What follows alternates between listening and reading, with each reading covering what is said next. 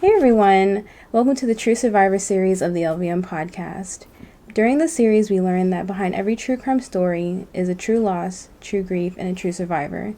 As this is our first episode of the series, please welcome our first guest, Niki.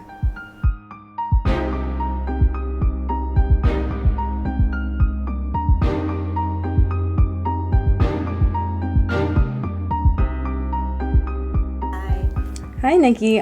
Thank you for actually doing this with me. Fun fact to everyone out there is that Niki was the first person who actually reached out to me on this page, and it's an honor to also have her as like the first guest on the series. Obviously, we know why you're here, as we both are survivors of homicide victims. Please let me know, please tell us about your story, about your person. Well, my person is my younger brother, Alex. He was 26 for less than a week when he was killed. It was by someone he knew. It was by a friend. I think some of the most difficult aspects of that loss is also that he was missing for 5 days before his body was discovered. So there was a 5-day period where we didn't know where he was. And then there was, detectives involved looking for him until his body was discovered by someone walking their dog in the woods. My brother was, a complicated person, and it was a lot of fun.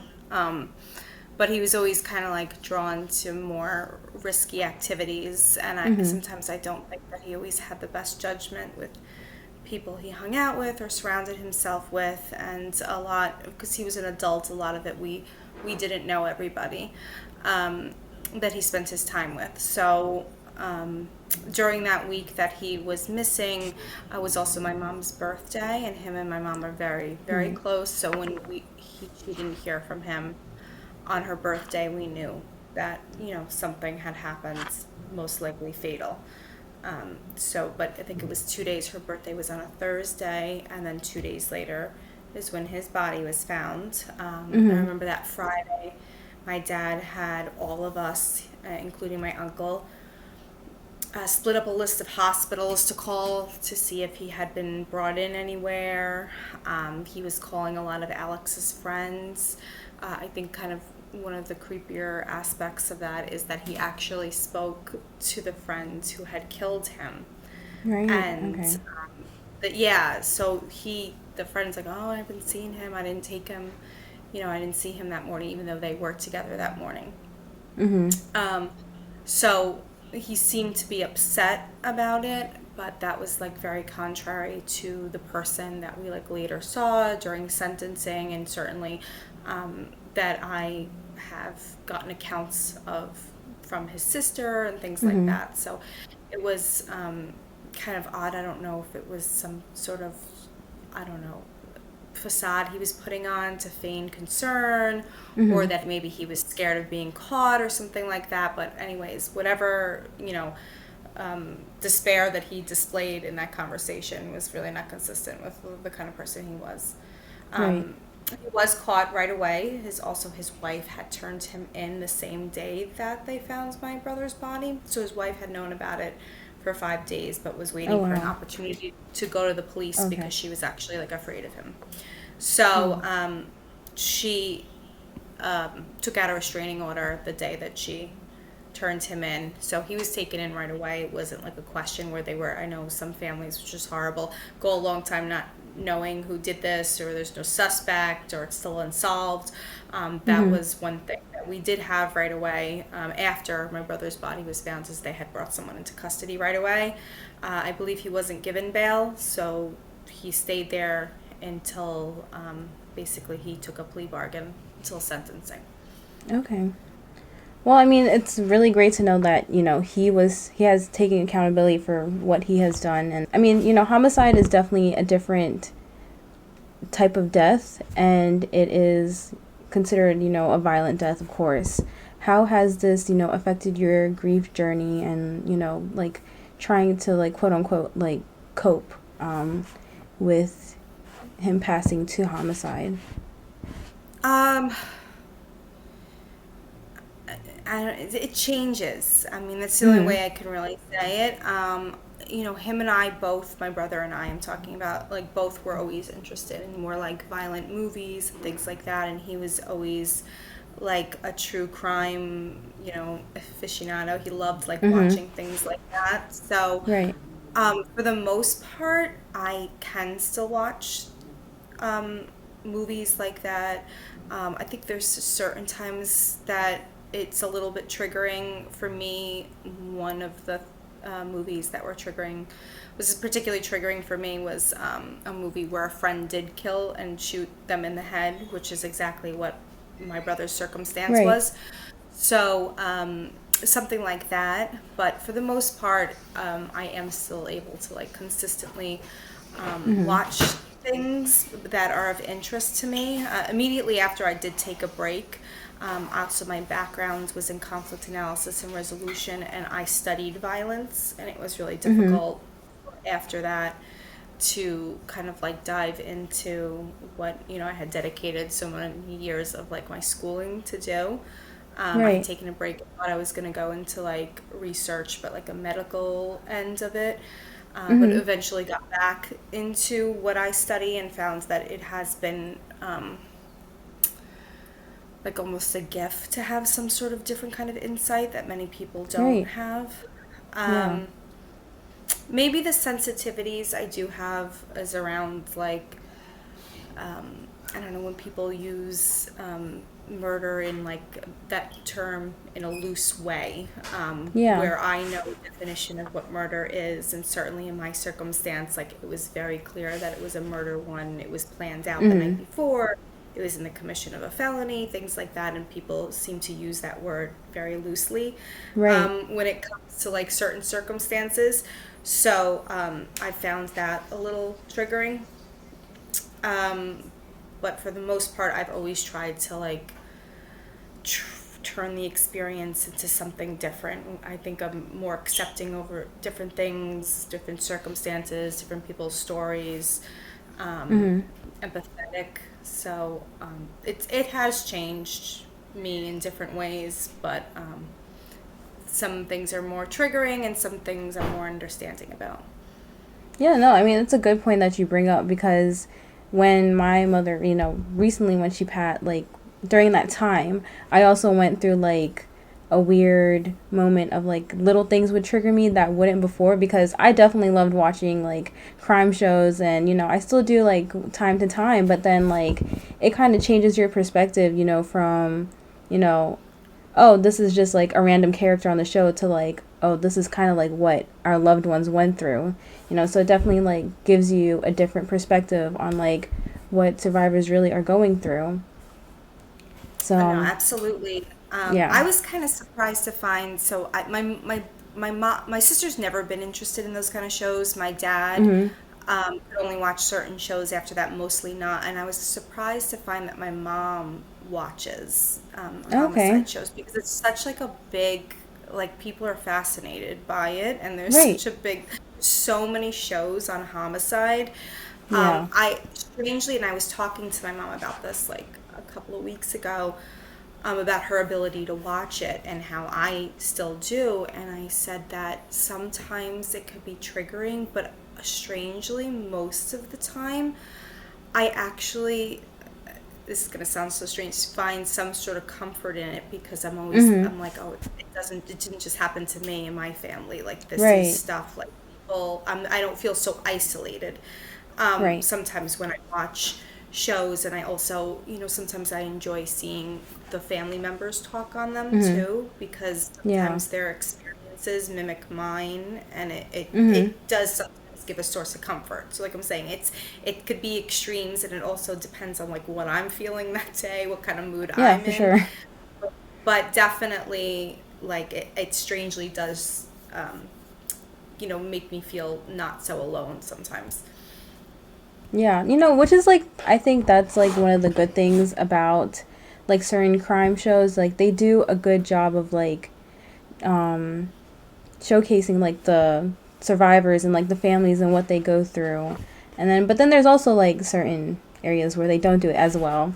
But going into like the whole like comfort and support system. Like, how was your support during that time, like in the beginning? Were you able to seek any type of support group or like counseling or anything like that? Yeah, we were assigned a victims advocate right away through the court system where I'm from on Long Island. I still Mm-hmm. actually stay in touch with our victims advocate. Okay. But I had a reaction where I was like in such shock, where I was not eating for a little bit. So, Okay. while I wasn't like ready to talk about it in terms of like a Mm-hmm. one-on-one counseling session, I didn't even know what I would say. Our victims advocate had actually suggested a support group which was called Compassionate Friends. Mm-hmm. It's mostly for parents who lost children in all kinds of manners. And Right. then because I was living in New York City, Manhattan at the time, it was a bigger support group, and we did have a siblings chapter within Mm-hmm. that. So how it would work, we would all be in a circle and talk about like who we lost. It was like an introduction, and then welcome anyone who was new, and Mm-hmm. then the siblings would go off. Um, and talk separately from the parents. A lot of people also like had their parents with them there too. Okay. Um, yeah, so in that respect, it was like a nice attribute. I tried to get my dad and sister to come, but it was a little too far from them, and my mom was living out of state at the time, so that wasn't even an option. But Okay. um, I found that helpful just listening at the time to some people's, different experiences with their losses and how they were able to articulate it. But at the same time, I also felt like I was definitely the only, and New York City is a huge place. There's so many different Yeah. people. And even with that being said, I was still the only one who had a homicide loss in there. Wow. I remember even being like self-conscious about how I did the introduction because most people would say, "Oh, my sibling or my sister died, my sister passed, my son passed," and I was like, Right. "My brother didn't like pass. Like Right. there Right. was." So I was like, and I also didn't feel like, oh, he died. And a lot of people did give the reason too. So I Mm-hmm. was like, I feel like I could just say like he was a victim, and I tried out different ways. Like my brother was a Mm-hmm. victim of homicide, my brother was murdered, my brother was killed. But like Right. so I tried to figure out what was right, and I could tell you from this day, and it's going on 6 years now. Like when I say it, I still don't have like Yeah. the right wording for it. Right. Um, so I'm still like trying to figure out how I kind of like introduce that and what words I use for it. I'm just very conscientious of it, and it's not always like for me. It's sometimes like I like For, other people's right. reactions. Yeah. So even something simple like that, where it's very routine, like you do that in Compassionate Friends, where you go around and introduce, like that was sort of a struggle for me as well. Um, and then also in terms of what some other people were talking about in the group, like was more the grieving Mm-hmm. process and cycles they went through, and certainly was experiencing that too, but at the time, um, my situation wasn't over. Like there was going to be either a trial or a plea, so like I had Okay. still like residual things that were going on that was Right. associated with my brother's death that was like a little more complicated, and not to minimize what they were going through, but like it was a little more complicated. Like I didn't feel like I was in that grieving process yet because some things were still pending. Of course. So Yeah. yeah, I didn't. So that part was a little more difficult too. They were helpful. The people there were lovely. They were as supportive as could be. If I Mm-hmm. said something, they tried to help me with, work through it. But certainly, it was not anything like any of them were experiencing with their losses. And then I did go to only one meeting of parents of murdered children with my Okay. mom, and they welcome siblings. And they really welcome people actually with all losses because it's part of their Facebook group for a while. Right. Um, I mean, not all losses, I'm sorry, all like relations to the person lost. Okay. And Okay. I still didn't really like. I was the only sibling there. So it was a little difficult for me to kind of relate in the same way as the parents losing a child.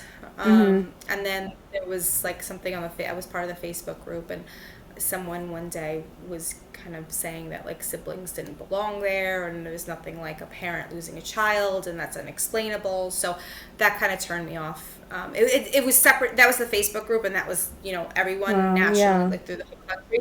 It wasn't necessarily my chapter, Mhm. so it wasn't their fault. It was just Right. someone obviously in a lot of pain that was saying some things that were, you know, Right. distressing and painful to others. So I kind of just got a little turned off. So basically I never really found like quite the right place Mhm. in terms of that. And then with therapy, uh, I mean, I only went briefly during the time where leading up to the sentencing because I wanted help on how to like verbalize what I wanted to say. Right. So that was about 4 months, but I even even at that I felt like the therapist like didn't know how to handle something quite like that. I think she was lovely. She had some ideas, but it was like a little bit beyond her scope. I mean, probably in retrospect, maybe I should have gone to someone specifically for like grief counseling or something Yeah. like that. But and maybe I will in the future. I just Okay. try other outlets. Speaking to other people, finding my own people who've had certain Mhm. experiences. Starting scholarship and my brother's Right. and stuff like that. So yeah, there's not really like a good fit for I feel like homicide survivors and their families. Yeah, I mean, and especially since, like, for siblings specifically, even like in the grief community in general, I've seen that a lot of people don't like to talk about the siblings as much because they always focus on the parents more. And, Yeah. and it's unfair to say that someone feels the grief more than the other because, every experience is different. So, that person was definitely going through their own thing, but I still think that's unfair for them to say in the first place. Um, Yeah, but I I mean, I mean, think, yeah.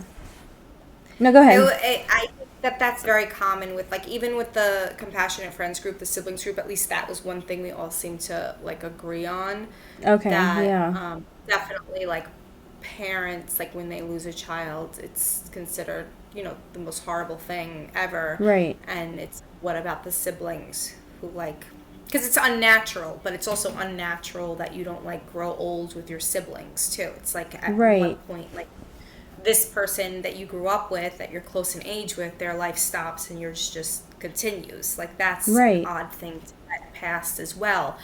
Yeah. Um, so that was one thing that everyone could pretty much agree on in the group, and all had similar experiences. Were you able to ever like meet anyone like within those few years of that's actually was a sibling and had their like or sibling die from homicide? I was able to, so I had moved and I was no longer within New York City. I moved a little north, so it wound up Okay. being a different chapter. But it was during COVID, and they had not gone back into wherever they were meeting. I believe it was a church, but I never actually went there. Mhm. So the person that was in charge of the chapter in where my new location had put me in touch with two sisters. It was two women, and they lived close to me. And they lost their other sister to homicide. So she was the person who put me in touch with these women obviously was like very conscientious of the fact that, we were siblings and had like maybe a Mhm. unique experience with it Right. being, a murder case as opposed to anything else. And I had connected with the two sisters. And there are a lot of parallels. Their sister was missing for a little bit too, found outside. Um, Theirs was found in a park. My brother was found in the woods. Mhm. So I did mention that the person who did it, his friend, was apprehended, did a sentencing, but it's a Right. little more complicated. 6 months into his sentence, he did commit suicide, so he's no longer living. Right. That Okay. part's done. And that's, I don't have to show up at parole hearings, things like that, which Hmm. that was very like daunting for me to like think about that far in advance, and it was something that I was going to have to do for the rest of my life. So these siblings, it was actually their brother-in-law that killed his wife, their sister, Oh wow. and Yeah. he had committed suicide right after. So that was another thing that we had in common. The only thing that was different, it Mhm. was right. He wasn't apprehended. It wasn't. He didn't have given that time. He did it right away. Mhm. So we did have things in common in that regard, and that's probably, to be honest, like the best connection in terms of like aspects of our experiences that I've Mhm. had in common with another person. So that Yeah. connection, and that was through a support group that we were connected. Okay.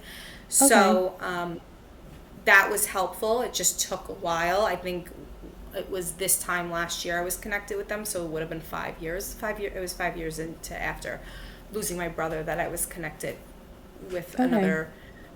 other individuals that I felt had a very similar experience to me. Right. Yeah. I mean that's like, I mean, I don't know if it's ironic or anything, but it's just like a good thing, that you were able to at least connect with someone within your own, I guess, group, I would say, to relate Yeah. with. Um I mean, personally for me, I haven't, I guess the difference between, I maybe it's like where I'm located, I don't know, but nobody like actually came up to like say, "Oh, there's these groups you can go to here, talk to this person." It was kind of like I had to keep pushing and moving on. So, I mean, that's a really good aspect to that. And oh, and like coming back to I mean, it's up to you if you want to talk about this. I don't know if you want to mention this or not. But you did say that your brother's killer what did commit suicide. Did you want to talk about or like mention any like about how that has affected your process of grieving or coping with Yeah, anything?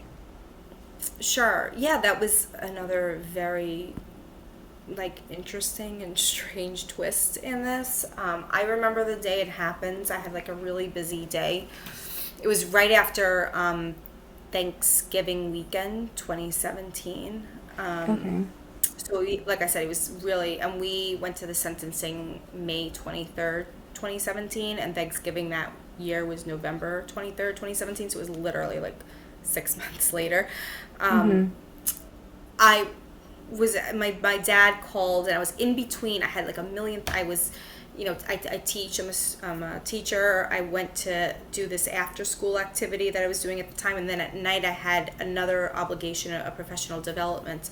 And I remember like my dad called me in between, before I was going to the professional development, asked me if I was home and if I had a minute to talk, and he let me know that this person had committed suicide. That apparently his cellmate went downstairs to eat something and came back, and he hung himself in his cell. Um, and the person that reached out to tell him before someone official contacted him was the person, his sister, his estranged sister, who had not spoken to him before that for 4 years, because of his behavior. So that's what I was saying, like Mhm. this kind of violence. And I did connect with her after that because I wanted to speak with her. She seemed very kind and empathetic, and to my dad. And I am, through my work, a practitioner of restorative justice. So to me, I thought it would be interesting to open up dialogue. And she Right. is like the sweetest person. She said that she hesitated reaching out to us because she didn't know how it would Mhm. be received, but Right. that she Yeah. wanted to deliver us that news herself. And, through that, I did stay in contact with her over the years, but she went, told me, she's like, if you and your family ever have any questions or if there's anything I can do, please, let me know. Um, but they apparently did not, claim his body or anything like that. He was buried in like a unclaimed cemetery for prisoners. No. So he didn't have any kind of support for what he did. Like his Okay. family did not condone. Right. But she had told me, which was interesting. She's like, I tried to get him help when we were younger. She's Mm. like, but I always knew that he was going to hurt someone or himself, and he wound up doing both.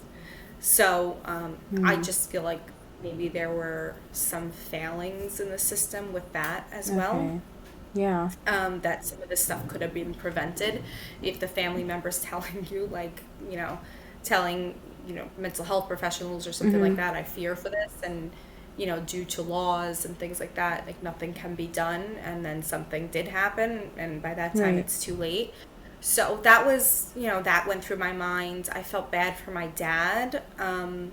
He had just said, like, the whole thing was just so violent from beginning to end. Yeah. Um, so I think it did provide a lot of closure for my family, but it just, Mhm. at the same time added an element that like almost overcomplicated things. But also at the same time made it easier because we don't have the burden of, appearing at parole hearings or anything like Yeah. that, which at some point was going to be all on my sister and I because my parents, are at some point are not going to be here. Right. Right. So that would fall on us. And I just remember like, it's going to be a long life having to do this. Like I'm going to meet people and I'm going to have to explain to them that every 2 years I need Yeah. to go do this. And I just remember like a very like dark cloud coming over me Mm. after the sentencing, thinking about this responsibility that I'm going to have because I was actually the same exact age as the person that killed him. So for us, we Oh were wow. probably going to have a very similar lifespan if something didn't happen Yeah. to either one of us. Um, Right. so yeah, it was complicated. It was, but also a sense of relief at the same time. But it's also odd now. It's almost like there's not much else. It's like Yeah. concluded, in a very short amount of time in the span of a year and a half. Um, but there's some aspects we just won't ever know. I mean, I've read the police report. I've gone Mhm. to the area multiple times where my brother lost his life, and Okay. there's still a lot of questions I have about what happened that day. And now the only two people who would ever know Yeah. are not here. So that's an issue too. When he accepted the plea bargain, I always thought that sometimes they, allocate, so they have to tell what happens because you're Okay. admitting you're guilty, and Right. I wanted him to like explain what Right. happened that day, and Yeah. it wasn't. We didn't get that, so that was a little Wow. disappointing. Yeah. Um, yeah, so it Yeah. was No. like an interesting twist in it. You know, that makes sense. I mean, like that definitely like cuts off a part of like you never get any type of closure because, what they did is like ridiculous. Like why? But it's just, Yeah, it's just exactly. like something else that would add to like, okay, like an understanding almost as to the whole story. I mean, you never understand like why No, they did it it, was but like you don't get closure for the loss, but you get closure right. of like almost the events that Mhm. transpired and the Right. fact that perhaps it's ended and there's not going to be another event like Right. associated with that unless there's almost Mhm. some I don't know. I'm just saying, but from the way Right. we understand it, there's certainly not going to be anything else. Yeah. My mom's currently like having difficulty, like they still have some of my brother's belongings, and I Okay. tried to help her get them back right now, Yeah. and they're saying like, well, we don't know. What if there's an Hmm. appeal? And I'm like, there's not, nobody's I mean, here. There's not gonna yeah. be an appeal. I don't know why you still need this stuff. It happened 6 years ago, Wow. and there's nobody that's going to appeal it.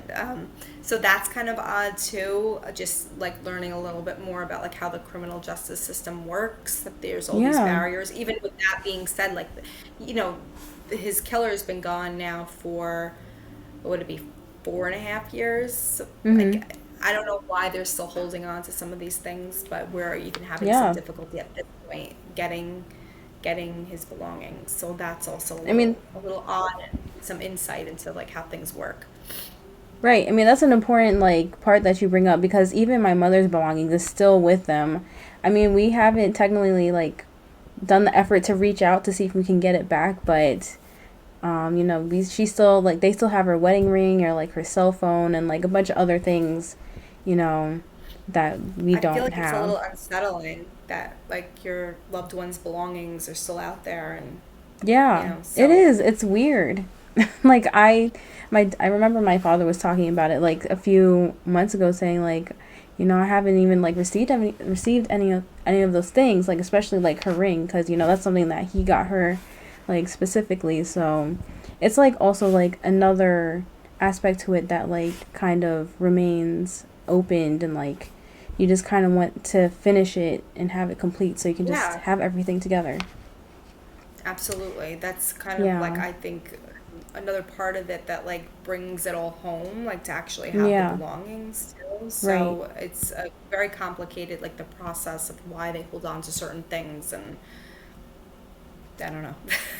Yeah, yeah, no, of course. And I know that you mentioned like you kind of have a background in like criminal, like crime and stuff. I mean, nothing ever like prepares you for like what is to happen to our loved ones, but is there anything that you could share about how like this provided you a different perspective as to what happened to Alex? Um, yeah, I mean, I kind of somewhat had expectations of how things were going to go. I knew that if he took a plea bargain, there was not, he forfeits the chance to have an appeal. I know that's like that in New York State. I don't know if it's like that other places. So that was comforting. Okay. But I guess going through like the motions of things that like I already knew about Mhm. and the process was like a little surreal. Mhm. I taught a law class, like a college level law class, and like the Mhm. insight I was able to give on some things, what I guess was a little bit of a different perspective, and maybe like if someone else taught that class, like what they would emphasize and what chapters or issues that they would spend more time on would be completely different than my own. But because I, experienced a lot of it, I was able to go more in depth Right. with Yeah. some of the things and topics. Uh-huh. Um, I don't think there was like ever an issue where anything that I was doing became like too sensitive. But Mhm. I certainly was like able to. It helped me. Like I always am constantly learning too, and a lot of times I'm like, oh, Mhm. that's interesting. That applies to Alex's Okay. case. That happened to Yeah. Alex's circumstance. So that aspect has been like really helpful. But yeah, I mean, I've always been. That's kind of been my passion, and then also I Yeah. had the um, background in restorative justice, which I teach a class Right. now where it's a heavy emphasis. And I tell them about the process. And it's interesting, during that class, I never bring up my own experiences. I don't know if it's Mhm. helpful, or sometimes I just don't know, Yeah. like, if it seems like I'm, like, have somewhat of an agenda. So I don't Mhm. sometimes say that have experienced some of this, and I practice restorative justice, and I stay in contact with, people from the opposite side or anything like that. Right. Um, because I do want it, although I have like a lot of knowledge on the subject, I still do want it to remain neutral the way I'm Yeah. Of like teaching course. information. So it's not been something that I've ever, told any of my classes. And these Mhm. are in it's a college level class, so these are adults, Right. Yeah. and I still don't. Yeah. I mean, I don't Interestingly blame you. I enough, mean, like that's just like a part of your life. I mean, technically, I feel like when it comes to our story, like it's kind of out there, but like you don't want to just actually just tell them straight, like, oh, I understand this from like a personal level. So, yeah, I get what you're saying. Yeah. exactly. Strangely But enough, it's like, but sorry, no, go go ahead. ahead. Go ahead. No, you go ahead. I was gonna say, strangely enough, because I teach like younger students as well. Mhm. They're very big on Google, so Yeah. they told me they know about sometimes because they've seen like an article on Right. me attending the sentencing. So Right. sometimes I Right. have to have discussions with them about it, which and I've taught sixth grade and up, and Mhm. I have to say like I have never had an experience where they've been any kind of like disrespectful or an issue, and a lot of times I do have to ask the principal if it's like okay. Oh, And yeah, they're yeah. usually they're like, no, it's more if it's okay for you. Like if they're not Right. asking any questions that make you Okay. uncomfortable. Yeah. Um, so interestingly enough, like with the younger groups that I sometimes teach, I more have like a discussion with them about it because a lot of Mm-hmm. times they come across it. Yeah, no, that makes sense. I mean, yeah, like you said, that's just like another aspect of like our Yeah. loss in a way because it's always out there and anyone could technically just look it up. But like I want to go more further into like restorative justice. Like for those that may not actually know what it is, could you like kind of explain what it is and how like that's helped you or is like a part of your life? Yeah. Restorative justice is used in like a lot of different circumstances, but Mm-hmm. the part that I'm really interested in is like in times of crime, a way to restore justice because they have found that the standard criminal justice system does not always restore justice. The Right. sentencing, putting someone away is supposed to be justice, but it's not Mm-hmm. restored a lot of times in Yeah. families and Absolutely. Yeah. individuals. So, a lot of times, if both parties are willing, the victim and the perpetrator will like meet and have a discussion, so they could kind of talk things out. Right. It helps both sides understand what you took away from someone, and the other person sometimes has a new understanding of like why this happened, what was going through your mind that day, things like that. I actually did not meet with my brother's killer, but I Mm-hmm. have a lot of discussions with his sister, which is, was a close family member, certainly not anymore, or Mm-hmm. hadn't been for quite a few years. So I was not opposed to that because I was familiar with that process. It doesn't Mm-hmm. always work that way for everybody. A lot of times, Yeah. both parties are not willing. One party's not willing. It doesn't go smoothly. So again, it's something that has to be right for everyone involved. Some people feel, and there's a school of thought that you meet once and then never again. Some people,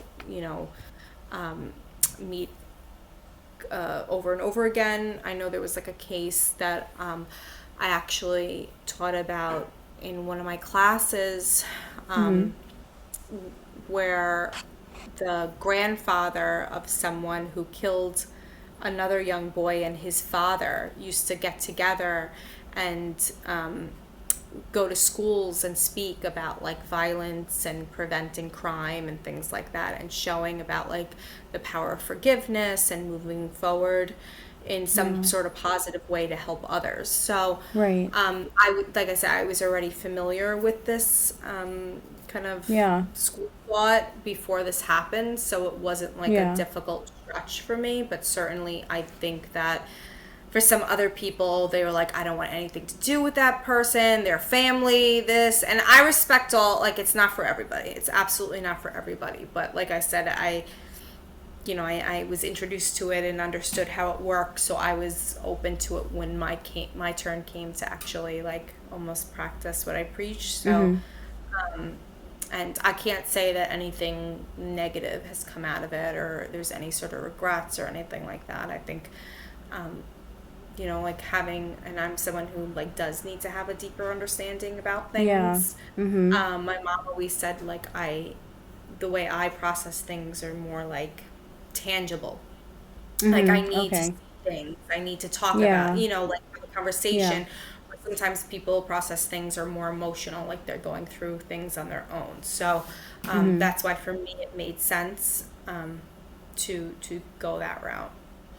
Okay. Yeah. I mean, it's an interesting, like, I mean, I never, personally, in my, like, experience, I've never actually, heard of restorative justice or even knew, like, I guess I knew, like, families could meet, like, the person who committed the crime and whatnot, but, like, it was never really brought up to, like, me to actually, like, even consider that. So, like, when you were talking about it, it really, like, it was like an idea like in the back of my head like maybe that's something I should also like do like later on and probably I plan on doing it. I mean, personally for me, like the guy that committed the crime, there's like a language barrier, so I don't know if I would like have to get like a translator or They would something. provide that. That's definitely, Okay. if he's willing to meet, a lot of systems like provide something like that. There's groups Okay. that facilitate, like you're not like alone alone with this Right, person or right. anything. Right? There's Yeah. definitely like an agreement made, Okay. like like so there's groups that facilitate. It's not usually something Mhm. that like you initiate on your own. If you Okay. want, you can, but like most people don't really choose to go that route. And sometimes the person you reaching out, they think it's like a setup or like don't know what to make of it Hmm. or anything like that if you're just Yeah. doing it on your own. Yeah. But it's something, it's something to explore, and certainly whatever you're comfortable with and whatever the other person's comfortable with, that's why it's kind of almost like a mediator and facilitator that could Yeah. I mean, no, help yeah, it's assist with. important because, every person's different. Like, some people may go there to, like, try to, like, yell at them or, like, beat them up or Yeah. something. You obviously don't want that happening, but, I definitely think it's, important for, like, people like you, like, who said, like, they need something tangible to actually, like, to get a better understanding. It's definitely, like, a good, part to, like, dive into. Um, so, like, I mean, I was supposed to, like, mention this before, but I forgot. Like regarding support, I know you like had support groups and whatnot. Like, how has like your family been together? Like, how do you like? Are you able to like talk to each other about it or like support each other? Were you able to do that like throughout the years? Yeah, definitely. I mean, we usually always get together for his birthday and his death anniversary, which is like 6 days apart. So that's always like a Mm-hmm. rough week. Yeah. But also, at the same point, like we did all deal with things differently. Yeah. Um, Yeah. like my dad and sister went one route, my mom and I went another in terms Mm-hmm. of like things we put a focus on. Um, like my brother did have a substance abuse problem, but at the time of his Mm-hmm. death, he was clean. So, while Mm-hmm. to me that was just like one element of who he was and what he was struggling with at the time, but Yeah. to me, it wasn't Mm-hmm. like who he was. Right. Who he was someone who, um, you know, didn't really, since he was a young kid, have a concept of like consequences or Mm-hmm. didn't, things didn't scare him easily. When I went to the place where he was found, which he willingly went to, I was like, I would never in a million years, like, ever go somewhere like here. I don't even know why he was comfortable being over here. Yeah. So that's what I'm saying. Like, that's more who he was, where he took certain Mm-hmm. chances. Yeah. And so that's kind of stuff is like Mm-hmm. what it would be kind of what I wanted him to be Mm-hmm. remembered as, and not necessarily his addiction issues. Yeah. No, of course. I mean, that's another like really important part that you bring up because a lot of like cases that do like involve like drugs or like gangs or anything like in that category, people are afraid to talk about their loved one because they feel like others will be like, "Oh, well, they deserved it," or like they did all these, so like they kind of ask for it. But like that has nothing to do with it. Yeah, Like your brother was like a person and like everyone always deals with their own problems or like their own demons, kind of like you want to call it. Like that's just something separate from like what happened to him. Like the person, like what happened to him is like the killer's fault. Like he's the one to blame for anything, not like what your brother like was going through. So like that's yeah. something that a There lot was of just people do other need to understand. parts of his personality besides his Mhm. like battle with substance addiction that Mhm. was the stuff that I remember, not necessarily like what kind of issues he had with this drug or that Mhm. drug, or Right. journey with that is not, it's not important to me right now Yeah. at all. Yeah. Of So course. so I'm saying like some of our family, my mom and I have like more of that kind of school of thought. Um, Okay. so there's just a little bit of like a disconnect with that, like what we choose to Mhm. honor. Like I mentioned, we have like this memorial fund. I do scholarships Yeah. for students because I'm a teacher, and like I see when I'm teaching like certain attributes of certain students that are very similar to my Mhm. brother. And I want them to get to the next level because I was teaching middle school, so it'd be a scholarship for high school. A lot of them went to Yeah. private high schools. Um, But when some of my other family members would want to donate money towards certain causes in my brother's name, it was always had something to do with substance abuse, and that really wasn't. Okay. That really wasn't. I certainly played some sort of a role, but that wasn't like who he was, Yeah. and certainly not Right. to be remembered for. Of course. Yeah, I mean, that's a really great way to, like, honor someone, and especially, and a great way to honor your brother. So, I'm glad you were able to, like, do that in your journey, because I feel like a lot of people kind of have a trouble, like, they have trouble, like, figuring out how to honor their loved ones. So, I mean, that's, like, a great, thing to recommend to others that may be, like, thinking about how they should honor their loved ones. When it comes to, like, support with, like, others, like, outside, like, friends or, like, strangers, like, how did they kind of take, your loss? I've never had an issue. There's never Okay. been like anything really anyone said that was incredibly inappropriate or like out of line or anything like that.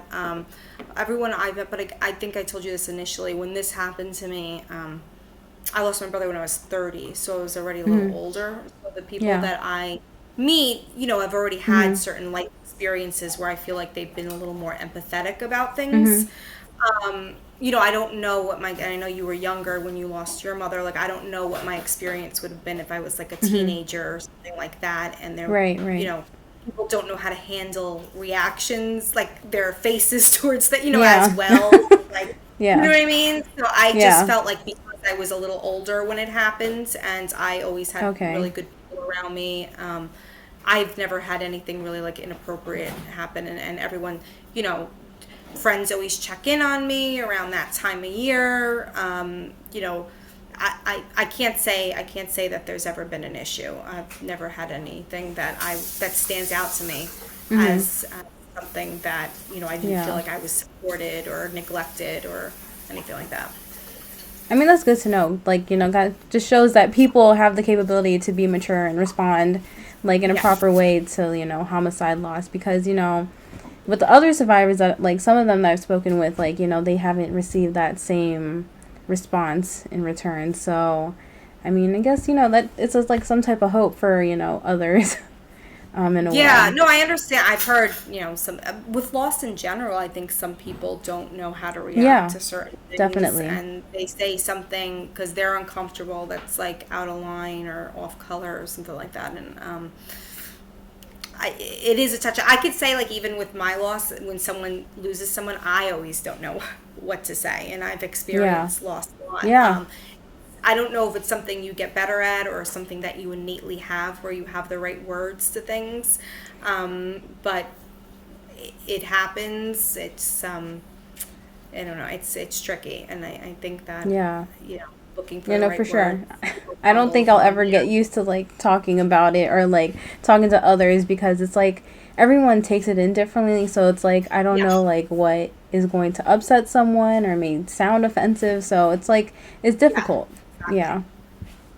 And people can take anything offensively. Sometimes, they'll be like, "Oh, I'm praying for you." They'll be like, "I don't pray," or like if you say they're in a better place, like that's not a better. You know what I mean? Like, anything someone could take offensively. So sometimes it really is hard to find the right words that like would be comforting to that person and not, upset them or do anything to disrupt anything. So of course. It's difficult to begin with.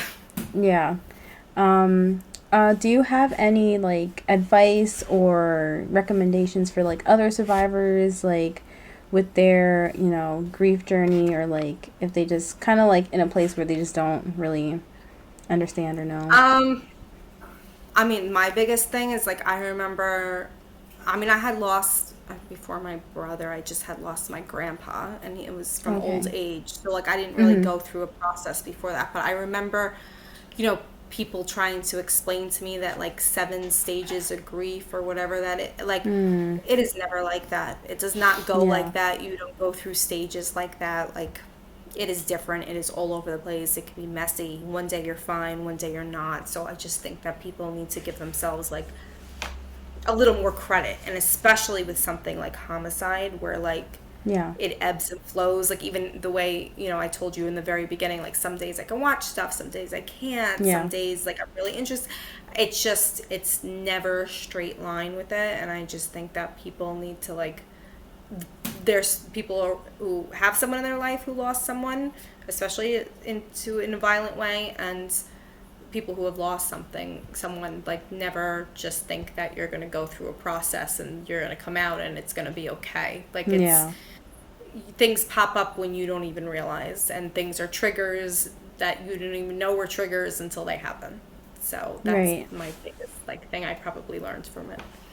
Yeah, no, that's so true. Yeah. I mean, I relate to that because, you know, I kind of avoided my grief, like, journey, I guess you would call it, for a while after my mom passed. And then it's like I knew what grief was, but then I didn't really have an understanding. And then when I started, like, researching grief, I'm just like, why is there, like, a bunch of stages? Like, it doesn't make any sense. Yeah.